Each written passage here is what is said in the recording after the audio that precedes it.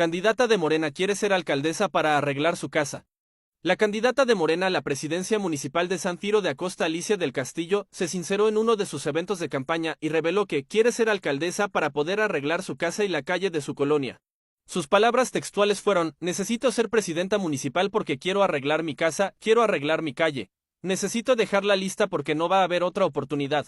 La candidata de Morena se encuentra abajo en las encuestas, sin embargo, esta declaración la afecta completamente. El candidato puntero en San Ciro de Acosta es Luis Carlos Pereira, del Partido Verde Ecologista de México.